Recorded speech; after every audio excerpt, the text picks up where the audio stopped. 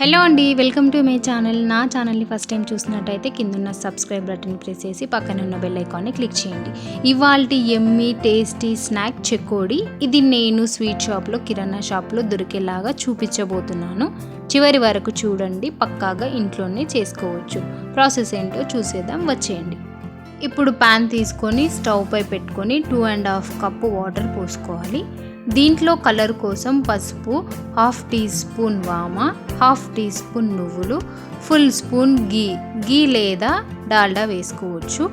ఈ వాటర్ని తెరల కాగనివ్వాలి. ఇలా వాటర్ మసులుతూ ఉన్నప్పుడు ఏ కప్పుతో అయితే వాటర్ తీసుకున్నామో అదే కప్పుతో పిండిని కూడా తీసుకోవాలి. నేను మైదా పిండిని తీసుకుంటున్నాను, అప్పుడే క్రిస్పీగా వస్తాయి. మైదా పిండి తినని వాళ్ళు బియ్య పిండితో అయినా చేసుకోవచ్చు. ఇప్పుడు పిండి వేశాక దీన్ని 30 సెకండ్స్ వరకు కలుపుకొని స్టవ్ ఆఫ్ చేసుకోవాలి. బాగా కలుపుతూనే ఉండాలి, లేదు అంటే పిండి ఉండలుగా ఉండిపోతుంది.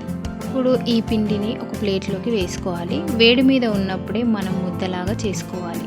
వేడి మీద ఉన్నప్పుడు చేయడానికి ఇబ్బందిగా ఉంటుంది, కాలుతుంది. కాబట్టి మనం ఒక క్లాత్ తీసుకొని దాన్ని తడిగా చేసుకొని మనం ముద్దలాగా చేసుకోవాలి. అప్పుడు చేయి కాలకుండా ఉంటుంది. వేడి మీదనే మనము ముద్దలాగా చేసుకోవచ్చు. ఇప్పుడు ఇలా ముద్దలాగా చేసుకున్న తర్వాత దీన్ని మనం కొద్దిసేపు పక్కకు పెట్టుకోవాలి.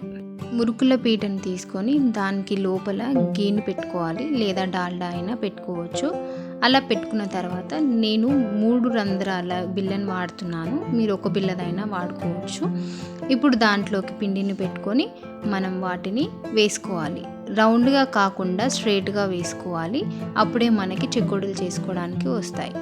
ఇప్పుడు అలా చేసుకున్న తర్వాత వాటిని మనము 2 వేళ్ళ మధ్యలోకి పెట్టుకొని కట్ చేసుకోవాలి. అప్పుడే మనకి చెకోడీలు అనేవి ఈవెన్గా వస్తాయి, లేదు అంటే ఒకటి చిన్నగా ఒకటి పెద్దగా వస్తాయి. అలా చేసుకున్న తర్వాత లాస్ట్లోకి మిగిలింది లైట్గా చేసుకోవచ్చు.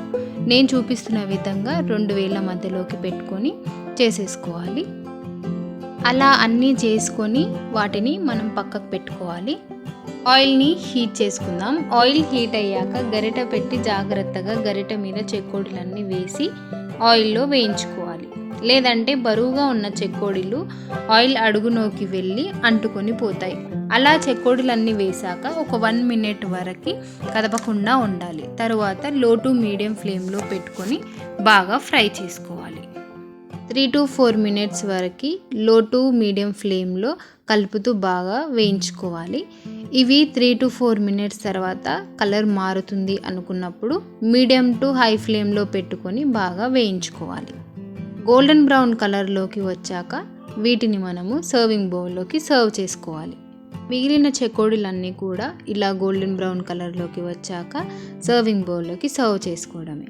ఇలా అన్నీ చేసుకోవడం అయిపోయాక నేను చెప్పిన విధంగా చేయండి, పక్కాగా స్వీట్ షాప్ లాగా వస్తాయి. ఎలా చెప్పానో అలా చేస్తే పర్ఫెక్ట్గా క్రిస్పీగా వస్తాయి.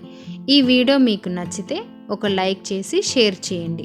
మీరు కూడా ఒకసారి ట్రై చేసి నాకు కమెంట్ బాక్స్లో కమెంట్ చేయండి. మరెన్నో వీడియోస్ కోసం నా ఛానల్ని సబ్స్క్రైబ్ చేసుకోండి.